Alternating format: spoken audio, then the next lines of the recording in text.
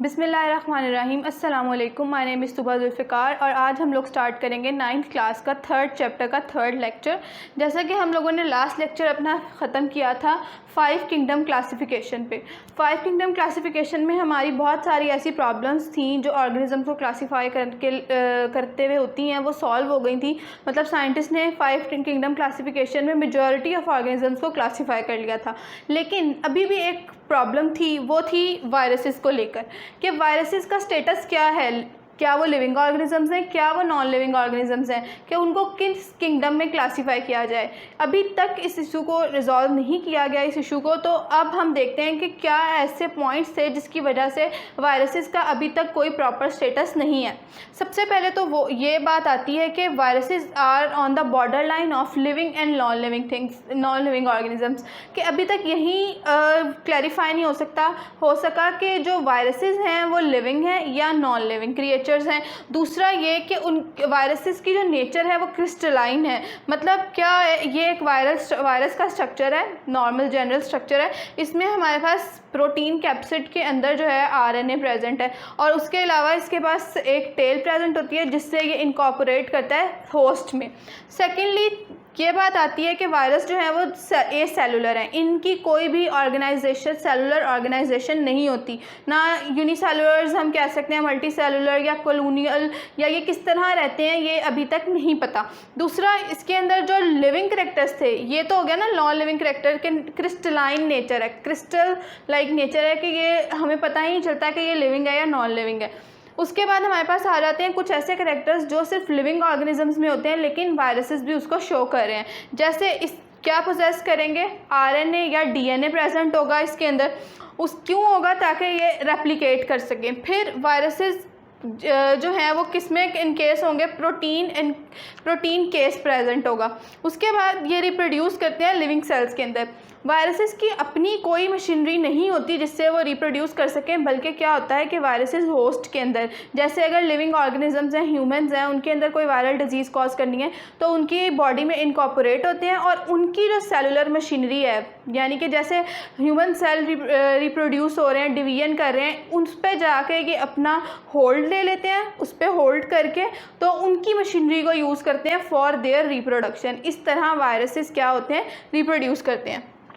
फिर हमारे पास आता है कि वायरसेस जो हैं वो नंबर ऑफ़ डिजीज़ कॉज कर रहे हैं। वायरल डिजीज़ बहुत सारी हैं, जैसे कि आजकल जो कॉमन डिजीज़ हम सुन रहे हैं बहुत ज़्यादा, वो है कोविड-19, यानी कि कोरोना वायरस है। कोरोना एक वायरस का नाम है जो डिज़ीज़ कॉज कर रहा है। ये एक पूरी फैमिली है बेसिकली, कोरोना जो डिज़ीज़ कॉज कर रही है, वायरल डिज़ीज़ कॉज कर रही है। उसके बाद हम देखते हैं कि वायरसेस को अभी तक 5 किंगडम क्लासिफिकेशन में कहीं कोई जगह नहीं मिली।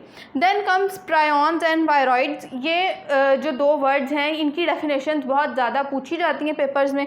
बेसिकली क्या है, ये भी वायरसेस हैं लेकिन prions are only made up of proteins and this contain a cellular RNA. RNA present होगा सिंगल स्ट्रैंडेड और वो किस फॉर्म में होगा, सेलुलर। और ये जो दोनों हैं ये क्या करते हैं, both these cause infectious diseases in plants. ये दोनों किसकी कॉज बनते हैं, प्लांट्स के अंदर इन्फेक्शियस डिजीजेस की। फिर हमारे पास इसी चैप्टर में एक बहुत इंपॉर्टेंट टॉपिक आता है, दैट इज़ बायोनोमियल नोमेनक्लेचर। क्या है बायोनोमियल नोमेनक्लेचर? एक बहुत आप लोग नाम से आप लोग फेमिलियर नहीं हैं अभी तक, लेकिन इसमें क्या होता है कि हम लोग लिविंग ऑर्गेनिजम्स को साइंटिफिक नेम्स देते हैं। हमने जैसे पीछे डिस्कस किया था कि पूरा क्लासिफिकेशन के genus, species, class, order, phylum, taxa, ये सब हमने डिस्कस किए थे। इसके बाद अब किसी भी ऑर्गेनिज्म को एक साइंटिफिक नेम देने की ज़रूरत पड़ती है। साइंटिफिक नेम जो ये टेक्नोलॉजी मेथड है, method of giving scientific names to living organisms, इसको हम कहते हैं कि बायोनोमियल नोमेनक्लेचर।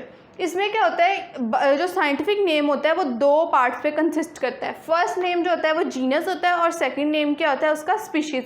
जैसे ह्यूमन का साइंटिफिक नेम है होमो सेपियंस, होमो उसकी जीनस और सेपियंस मीन्स देयर स्पीशीज़। और इसको इस सिस्टम को इंट्रोड्यूस किसने करवाया था, कार्लस लिनियस ने। फिर अब हमें देखना है कि जो ये इंट्रोड्यूस हो गया, अब हम ये देखेंगे कि रूल्स क्या हैं किसी भी साइंटिफिक नेम को लिखने के। सबसे पहला रूल क्या आता है कि अगर हम प्रिंटेड फॉर्म में कोई किसी भी ऑर्गेनिज्म का साइंटिफिक नेम लिख रहे हैं लिविंग ऑर्गेनिज्म का, तो वो इटैलिक्स में लिखा जाता है। और अगर हम हैंड रिटन लिख रहे हैं तो क्या किया जाता है, उसको अंडरलाइन कर लिया जाता है। जो भी साइंटिफिक नेम होगा किसी लिविंग ऑर्गेनिज्म का, उसको अंडरलाइन कर दिया जाता है। Then comes generic name always begins with the capital letter. जो जेनेरिक नेम होगा, ये जेनेरिक नेम है एलियम, जिसको क्या करेंगे, ये ए कैपिटल होगा और जो स्पीशीज़ का नेम होगा वो स्मॉल लेटर से स्टार्ट होगा। Generic name always begins with capital letter while species name is never capitalised. जो स्पीशीज़ का नेम है उसको कैपिटलाइज नहीं करेंगे, उसको हमेशा स्मॉल लेटर से रिप्रेजेंट करेंगे। Initials for genus for example, अब क्या होता है कि पूरा नेम नहीं लिखा जाता अक्सर बुक्स में, कि अगर हम बार बार रिपीट कर रहे हैं, एक हमारे पास बैक्टीरिया है एस्ट्रीचिया कोलाई, अब इसका पूरा नाम एस्ट्रीचिया कोलाई है, लेकिन हम क्या कर सकते हैं कि इसका जो जीनस नेम है ना, उसके सिर्फ इनिशियल को यूज़ करें। मतलब एस्ट्रीचिया है तो उसका E.कोलाई, तो ये भी एक मेथड है ऑफ राइटिंग है साइंटिफिक नेम। फिर हमारे पास सिग्निफिकेंस आती है। साइंटिफिक नेम्स की ज़रूरत क्यों पड़ी? बहुत सारे और नेम्स हैं उसको यूज़ कर सकते हैं। क्या हुआ कि अगर कॉमन नेम्स देखे जाएं, कॉमन नेम्स के अगर भी किसी भी ऑर्गेनिज्म का आम ज़बान में मतलब अकॉर्डिंग टू रीजन ऑर्गेनिजम्स को या किसी भी चीज़ को जो नाम दिए जाते हैं वो प्रॉब्लम क्रिएट कर सकते हैं। मसलन अगर हमारे पास अनियन है, इंग्लिश में उसको अनियन कहेंगे, कहीं पे उसको गंडा कहते हैं, वसल, और भी बहुत सारे नाम हैं। इसी तरह अगर क्रो को देखा जाए, क्रो भी कहते हैं उसको, रेवन भी कहते हैं, ब्लैक बर्ड भी कहते हैं। अब ये डिफरेंट कंट्रीज़ और डिफरेंट रीजन में हर किसी ऑर्गेनिज्म का डिफरेंट नेम से उसको इंट्रोड्यूस करवाया जाता है। लेकिन क्या साइंटिफिक जो नेम्स हैं उन्होंने इस प्रॉब्लम को सॉल्व कर दिया कि ऑल ओवर द वर्ल्ड अगर हम कहेंगे ना होमो सेपियंस, तो इट मीन्स के we are talking about humans. और अगर हम बात करेंगे अनियन की तो उसके लिए साइंटिफिक नेम है एलियम सीपा। तो हमें पता चल जाएगा कि हम बात कर रहे हैं अनियंस की, इस तरह कोई भी हसल या प्रॉब्लम क्रिएट नहीं होगी। इसके बाद हमारे पास आ जाते हैं कॉमन नेम प्रॉब्लम्स जो हैं उनको सॉल्व कर दिया। दूसरा ये कि हैव नो साइंटिफिक बेसिस, जो कॉमन नेम्स होते हैं उनकी कोई भी साइंटिफिक बेसिस नहीं होती।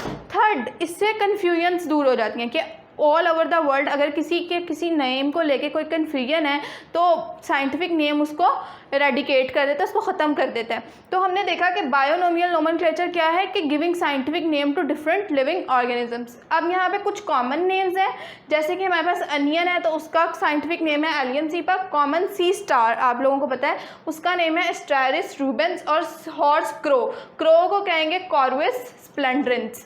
तो ये कुछ कॉमन साइंटिफिक और कॉमन नेम है कुछ ऑर्गेनिजम्स के। ये हमने यहाँ तक बायोनोमियल नोमेनक्लेचर देखा। हमारा आज का लेक्चर यहीं ख़त्म हुआ। इस वीडियो को लाइक करें, चैनल को सब्सक्राइब करें और बेल आइकन को प्रेस करें। और कोई भी क्वेश्चन या क्वेरी हो तो कमेंट बॉक्स में कमेंट करें। Thank you.